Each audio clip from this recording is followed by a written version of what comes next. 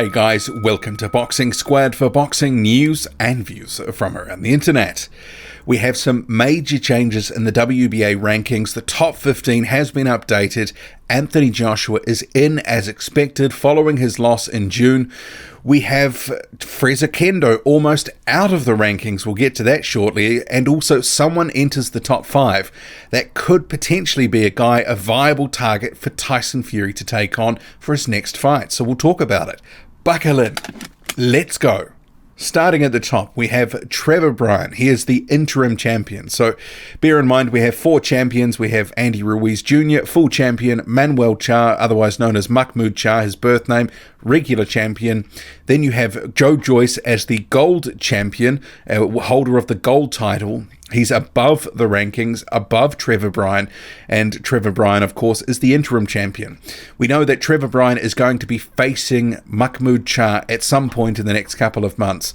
They have agreed to fight. Here's the promo poster here, Don King's epic quest for peace. So it's quite a hilarious promo poster. No real details about what's happening and when, but supposedly they are fighting. He remains at number 1 in this month's update, no change. Oleksandr Usyk also no change. He also, you might recall, has recently been named the WBO mandatory, but given he is slated to face the winner of the Ruiz and Joshua rematch at the end of the year, it's kind of by the by where he is in the rankings at the moment because he has a guaranteed shot through the WBO. But at number 3, we have some real movement here, and it's not because Dillian Whyte is up 1 slot. He moves up from 4th place last month, but Fres Oquendo, who had eternally been in the top 5 in recent years, has tumbled all the way down to 15. So Fres Oquendo, who was owed a title shot, and for those who don't know the backstory, he had a rematch clause in his last fight in 2014. He didn't get to have that fight. He took the WBA to court and he won. So they are due to give him a title shot. It hasn't happened for all manner of reasons. He was meant to face Charr a couple of times and that dragged on for a year, and there was some drug testing and purse bid issues, all sorts of bits and pieces, but it never happened. So what does this actually mean? Fres Oquendo tumbling down. I mean, I guess you can kind of look at it one of 2 ways potentially. One, the WBA realizes that having him at 3 doesn't really matter if he's at 3 or 15, because the higher he is after being out of the ring for 5 years, it just looks completely ridiculous. And I think we've all been commenting about this, and even people who don't follow the sport too closely, when they see a guy like this, they check his box rec or they hear about him, they're like, how is he up there? So it is due to the court case, that the title shot that he is owed. So the other option also is maybe he's about to be down and out. Maybe something has happened behind the scenes. He's come to some sort of agreement or settlement with the WBA, or maybe potentially he said that he is going to be retiring. So maybe this is drop him down and then drop him out. So it's going to be interesting the next sort of a couple of months just to see what happens with this, or is this just going to be a case that Fres Oquendo will be forever at number 15 in the rankings? But I mean, it makes a lot more sense to have him lower down the rankings than as an eyesore near the top, because what is he, 46, 47 years old and active for 5 years? It's not a terribly good look. As it is, you know, the circumstances around Trevor Bryan getting his title shot a bit murky. So all these things here, you know, with the WBA and their 4 champions, it's kind of a bit ridiculous at times. But Fres Oquendo tumbles down from 3 to 15. So up comes Dillian Whyte to number 3 spot in his stead. And he makes way at number 4 for Anthony Joshua. As we know, he lost to Andy Ruiz Jr. They will rematch at the end of this year, as I already mentioned. He comes in at number 4, the first time that he's been ranked by the WBA in, over 3 years now. It was one of these things that was going to happen. He's ranked in all the other sanctioning bodies now. The WBA was effectively the last cab off the rank. And now we look forward to, I guess, the rematch in due course with Ruiz Jr., which is scheduled for potentially either November or December, potentially in New York or in the UK. At number 5, and this is where it gets interesting for me as well, another point of interest, when I did my recent video for Tyson Fury and potential next opponents, I went strictly on what Frank Warren had announced as the criteria, which was someone who's quite big, but also someone who's top 5. And you may remember the top 5 opponent doesn't necessarily mean the best top 5 guy in the world. It just means someone who's got a top 5 ranking somewhere that they can latch onto, a la what they did with Tom Schwartz, who was number 2 in the WBO.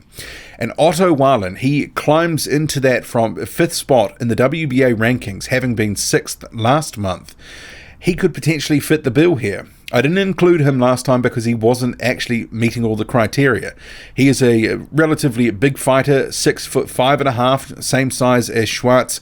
He's now number 5, although he is a southpaw. So you would wonder, is that going to be something that they would look to pick against? Because obviously they're preparing at some point for a rematch with Deontay Wilder, who is orthodox, whereas Otto Wallin is a very technical and skilled southpaw. Doesn't carry massive power, but he's a very good technical boxer. That could be a sort of fight where the bigger technical boxer outboxes the smaller technical boxer. But Wallin enters the mix now, I guess you can say, as guys that potentially could be an opponent for Tyson Fury. And when you really look around at some of the other guys who are in the top 5 of the various sanctioning bodies or BoxRec or whatever, there's actually, when you take out the likes of Dillian Whyte or Anthony Joshua, for example, or Oleksandr Usyk, because they're across different sanctioning bodies in the top 5s at the moment, there's actually not a lot of names you can actually choose from. So maybe Wallin could be a shout, potentially Ajit Kabial. There's a few names out there at the moment. I know that there's been talk of Jarrell Miller, but at the moment he's got no ranking, and he will have no ranking until at least sometime in September when he enters or re-enters the WBA rankings, if he submits the VADA testing that he has to do voluntarily. And also bear in mind, because the ban was for 6 months, that was from, March to September. He didn't start his VADA testing immediately. He was on record from just, a couple of weeks ago saying he was about to start the VADA testing. So maybe they need 6 months worth of results, because I said at the time that was a little bit suspicious to some extent that he hadn't started the VADA testing. Maybe, the substances that he'd tested for were still in his system and he needed to clear them out first. Who knows? Anyway, at number 6, we have Sergey Kuzmin. So he climbs up 1 spot. He's actually coming back from injury, hurt his hand in the Joey DeWecco fight a few months ago. Be interesting to see what happens with him next. I think there were some, in the last year or two, some sort of high hopes that he would progress within the division, start to become a factor. Hasn't really panned out at the moment, and he didn't look very good in that fight with DeWecco, and a lot of people thought that Joey DeWecco, who had been sparring with Anthony Joshua recently, actually beat Kuzmin. It was a very debatable fight in terms of the scorecards. Number 7, Oscar Rivas. He has a fight with Dillian Whyte coming up. That could be massive for him and his career.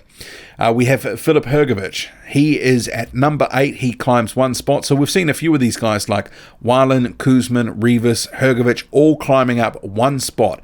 Hrgović recently fought Gregory Corbin. No word as yet about when he will be out next. There's been a few different sort of, he could be on this card or that card, but it remains to be seen. But hopefully he is a bit more active than the start of this year, because he's only had the 1 fight, nothing scheduled at the moment. Same for Michael Hunter. He's at number 9, also up 1 spot, just the 1 fight in 2019. Wasn't too much to write home about in terms of the opponent.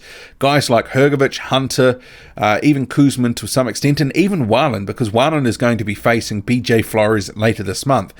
Not exactly the sort of fight you want to see Wallin in, and these other guys, it'd be good to see them in some competitive fights. At number 10, we have Alexander Povetkin. Who knows what's going to be happening with Povetkin? They're talking about him potentially being on a card in Dallas at the end of this month. Not necessarily confirmed at this point, and if he does go on that card, the opponent probably at short notice won't be anyone we'd want to see. Another guy who needs to step it up, Kyotaru Fujimoto. He is at number 11. One of these guys, he had a loss, about 5 or 6 years ago. Hasn't really tested the waters at any sort of real level since. He has a minor title, so that's why he is still in the WBO rankings. Adam Kovnatsky, he is at number 12. At number 13, we have Oleksandr Teslenko entering the rankings, I believe, for the first time. He recently picked up the NABA title. At number 14, another prospect, like Teslenko, is Ivan Daichko, the double Olympic bronze medalist. He does have a fight coming up. And at number 15, as I mentioned, Fres Oquendo, who we thought was just going to be eternally ranked somewhere in the top 5 of the WBA, but something's happened for them to drop him all the way down, and it remains to be seen what will happen next. But I think it makes a lot more sense for him to be at the back end than the front end of the rankings. What do you make of it all? Drop a comment, loud and often. Hit like, hit subscribe. Follow me on Twitter, boxing_squared. I'm out.